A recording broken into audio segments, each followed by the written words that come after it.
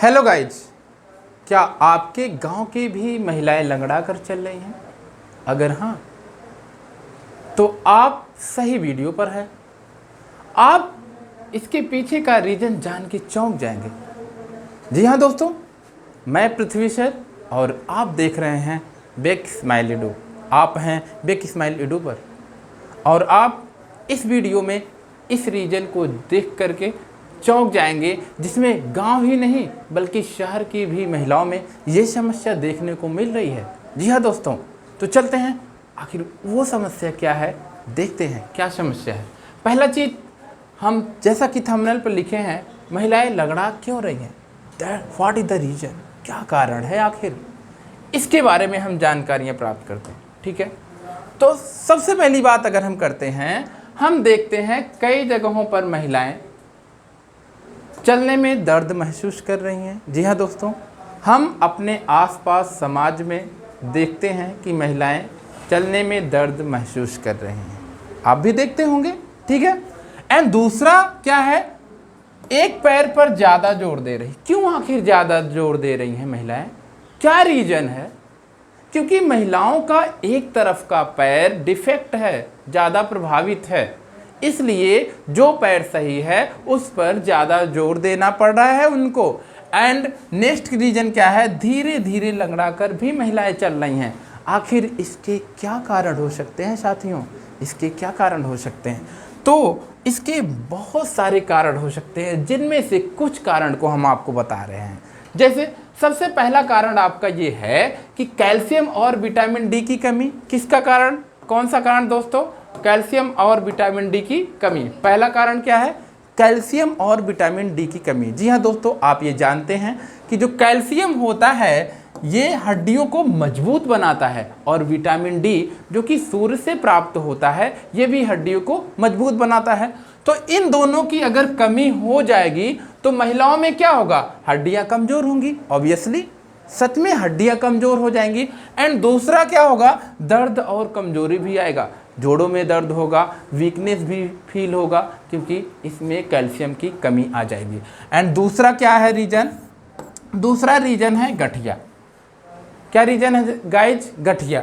And गठिया में क्या होता है, जोड़ों में सूजन हो जाता है। जब कभी भी महिलाओं के पैर में जोड़ों में सूजन हो जाए तो ऐसे डिजीज को हम लोग बोलते हैं गठिया। क्या बोलते हैं, गठिया बोलते हैं। जब महिलाएं सुबह सुबह उठती हैं तो उस समय वो ज़्यादा दर्द अनुभव करती हैं, सुबह उठती हैं ज़्यादा दर्द अनुभव करती हैं, चल नहीं पाती हैं। हमने देखा हमारे गांव में भी एक ऐसी महिला है जिसने कहा भी हमसे कि जब हम सुबह उठते हैं तो हमारे जोड़ों में दर्द होता है, कोई दवा बता दीजिए। तो हमने रिफ़र किया किसी ऐसे डॉक्टर को जो जोड़ों के दर्द से संबंधित है। जी हाँ दोस्तों।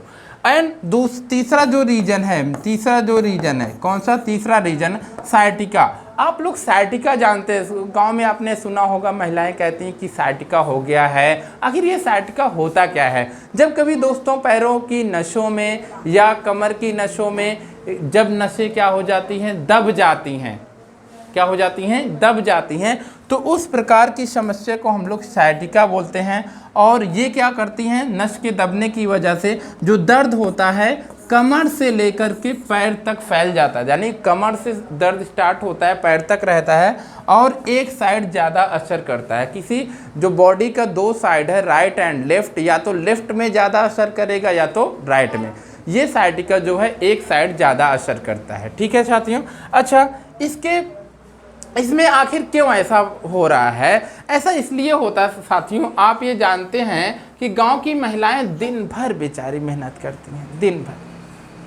हमने खुद देखा है, गांव की महिलाएं दिन भर मेहनत करती हैं। सच, ये एकदम सही बात है कि गांव की महिलाएं बेचारी दिन भर मेहनत करती हैं, और लेकिन उनके शरीर का ध्यान या शरीर को वो खुद रख रखाव नहीं कर पाती हैं, थकती जाती है बेचारी। एंड दूसरा क्या है कि धीरे धीरे ये समस्या बढ़ती जाती है। जब ये समस्या बढ़ती जाएगी तो ऑब्वियसली जाहिर सी बात है महिलाओं में साइटिका, गठिया, धीरे धीरे चलने की समस्या, ये सारी समस्याएं उत्पन्न होती हैं। आखिर इन समस्याओं के क्या इलाज हो सकते हैं, है ना? क्या इलाज हो सकते हैं साथियों? पहला चीज़, तो इन महिलाओं को क्या करना चाहिए कि 15 से 20 मिनट रोज़ धूप लेना चाहिए। आप ये जानते हैं कि शहरों में धूप का मिलना इम्पॉसिबल होता है, क्योंकि बड़ी बड़ी बिल्डिंग्स होती हैं और महिलाएं ज़्यादातर बिल्डिंग्स के मकानों में रहती हैं, इसलिए उनको धूप नहीं मिल पाता है। उन महिलाओं को चाहिए 15 से 20 मिनट रोज़ धूप लेना चाहिए। गांव की महिलाओं को तो धूप मिलता है, इसमें कोई ख़ास रीज़न नहीं है कि क्या गांव की महिलाएं धूप पाती हैं या नहीं, लेकिन गांव की महिलाएं स्ट्रगल फुल होती हैं, मेहनत करती हैं, मेहनतकश होती हैं, उनको धूप तो मिल जाता है। लेकिन और दूसरा चीज़ क्या है, इससे समस्या से समाधान के लिए दूध, दही, हरी सब्जियां खाना चाहिए। गांव की महिलाओं को तो दूध, दही तो मिल जाता है, हरी सब्जियां भी मिल जाता है। शहर की महिलाओं में क्या है, वो डेयरी का दूध, दही पाते हैं, लेकिन वो पूरी तरह से प्योर नहीं होता है। तो जाहिर सी बात है कि इस समस्या से जूझने के लिए, इस समस्या से निदान के लिए दूध, दही खाना चाहिए, हरी सब्जियां खाना चाहिए महिलाओं को। अगला, ज़्यादा दर्द अगर होता है तो डॉक्टर से सलाह लेना चाहिए और जांच कराना चाहिए कि आखिर दर्द हो क्यों रहा है।